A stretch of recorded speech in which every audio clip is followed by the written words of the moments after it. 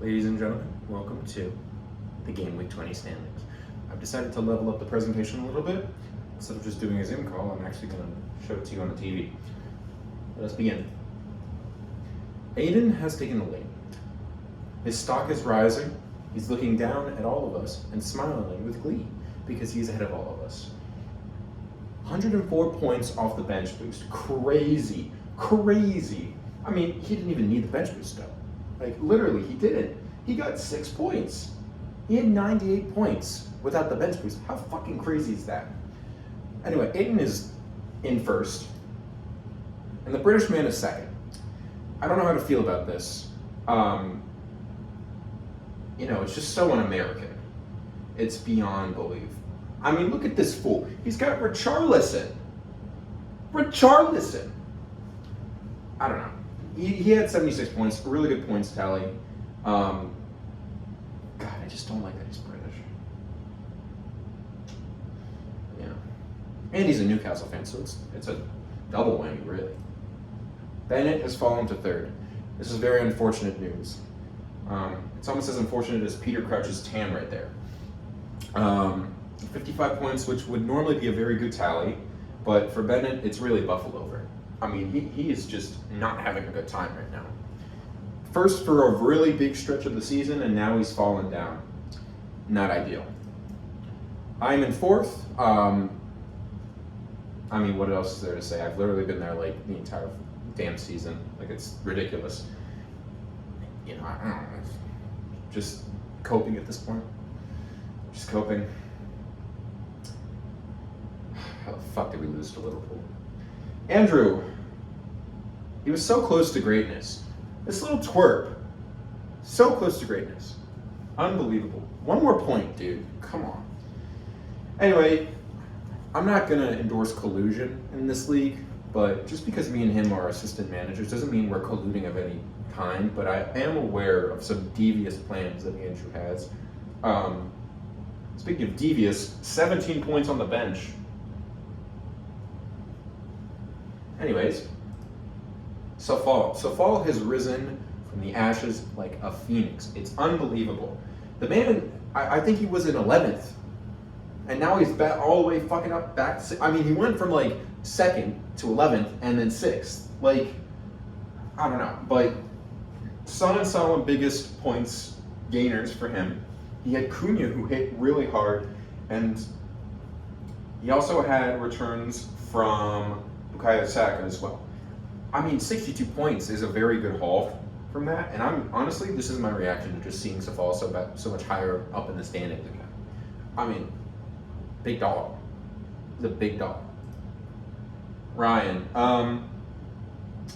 he's just languishing in 7th, really. I mean, there's nothing wrong with that. He can make any kind of push he wants to. He's got the room to operate. He can probably take a little bit more risks if he needs to, but a solid 71 points. He had a really good week. Captain Son had Salah, had Kyle Walker for the clean sheet. Alvarez and Watkins also returned for him, so that was pretty big. Zayd, the absolute Giga Chad. A down week for him, but I just know he's going to rise. Like, it's a foregone conclusion at this point. The man is, I mean, the trajectory is just, it's so steep upwards, it's really hard to ignore. Thomas, I thought I would give you a little bit of happiness too, because you guys drew against United.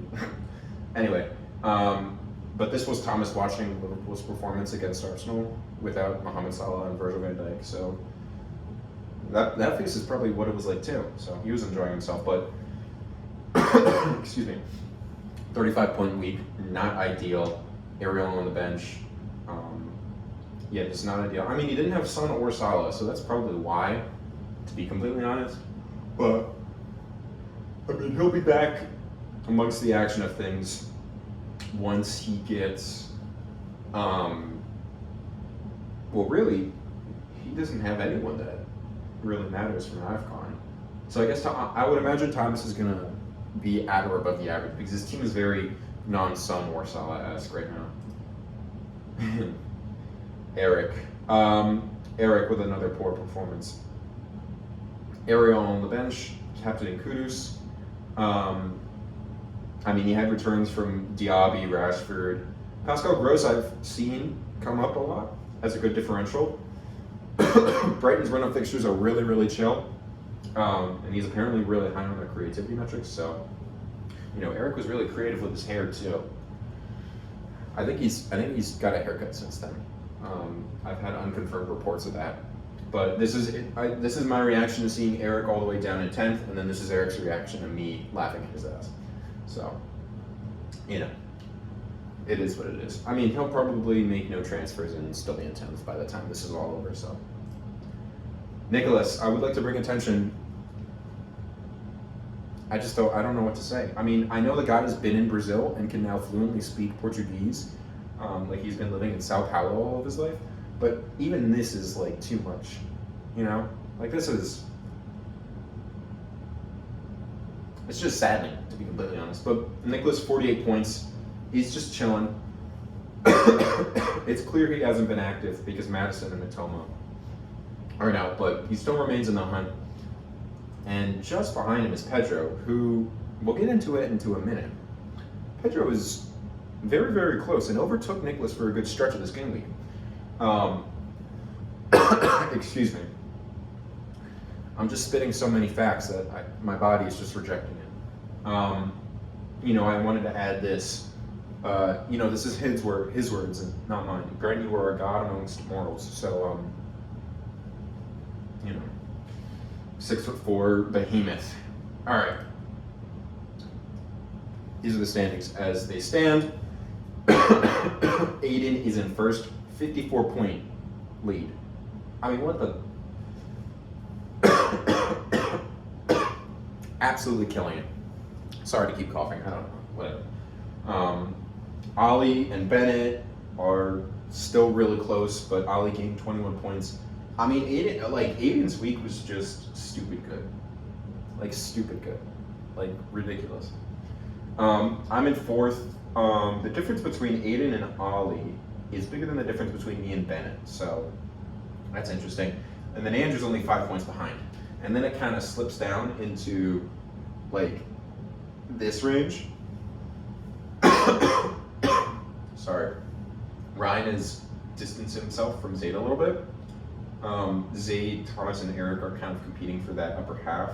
And then only 1 point separates Nicholas and Pedro at 929 and 928, which is honestly fine. But I'm going to get into a point with people that are being inactive in a second. Announcement time on Thursday, because I have an exam on Wednesday, but on Thursday, we're going to do the UCL bracket thingies. The round of 16 draw came out a while ago. Excuse me.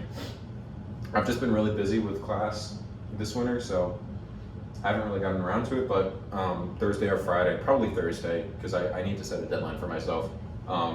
We will do a little wager on that. I want to put like maybe a $5 wager on it, but that'll have to wait because the redraw takes place after the round of 16. So after the round of 16, we actually have the bracket format. So I think we'll just do like a pick'em. Sorry guys. I think we'll just do a pick'em for the round of 16 and then do the actual bracket later on. I'll probably put out a text message with more information, but there is something called the Second Chance League. So I'm going to read it verbatim and then I'm going to look into it a little bit more because this might apply for, Nicholas, Pedro, Eric, people that aren't as active, Sean, maybe too. I'm just going to read it verbatim. As Premier League football returns on Friday, the 12th of January, fantasy Premier League managers are being given a second chance at success with a global league. The Second Chance League will begin in Gameweek 21, with all FPL managers, whether you are already playing or new to the game, automatically added to the new league and starting with 0 points. So it's like a reset buffer. This is, I believe it's different than what we are doing. I think our score will stay the same, but this is like a separate league that everyone's automatically put into. I don't know if we can incorporate that into this league. It might just be a global thing, but I will look into that. Next slide. And then here's the Match Week 21 schedule. So biggest note, January 12th all the way through January 22nd. So, excuse me, this Friday, or not this Friday, yeah, this Friday, all the way to the Monday after next week is Game Week 21. So it's a 10-day stretch. I think it's because FA Cup and League Cup fixtures. So we got Burnley Luton this Friday. Saturday we got Chelsea Fulham and then Newcastle Man City. That should be a good game. Sunday we got Everton Villa and United Spurs. I don't know why it's on Peacock. Peacock is so bad. And then the Saturday afterwards, Arsenal Palace and then Brentford Forest. And then that Sunday, Sheffield United West Ham, Bournemouth Liverpool, and then that Monday night is a 2:45 game, Brighton versus Wolves. Sorry, I don't know why I'm coughing so much. Anyway, this is the FPL's team of the season so far. Allison, Alexander-Arnold, Trippier, Pedro Porro, Salah's over there. If I click the mouse, it's going to skip this thing. So Salah's over there. Then it's Son, Bowen, Saka, Hwang, which is really interesting. And then Watkins and Haaland. The highest score right now is Salah. Haaland still remains at the top, which is crazy, but yeah. Oh, I guess it does stay. So yeah, you can see Salah at 156, which is like way above everyone. And then having both of these guys go to AFCON is crazy. You can also see like the huge disparity in points between midfielders, attackers, and defenders. Like nobody amongst the defenders has over 100 points yet, which is crazy. But like every single attacker, every single midfielder has over 100 points. So yeah, it's just wild. But yeah, that's the Game Week 20 recap. Thank you for tuning in, I guess. Hopefully next time I do this, I won't act like I'm about to spew out some fucking gargoyle out of my mouth or some shit. But yeah, thanks for watching.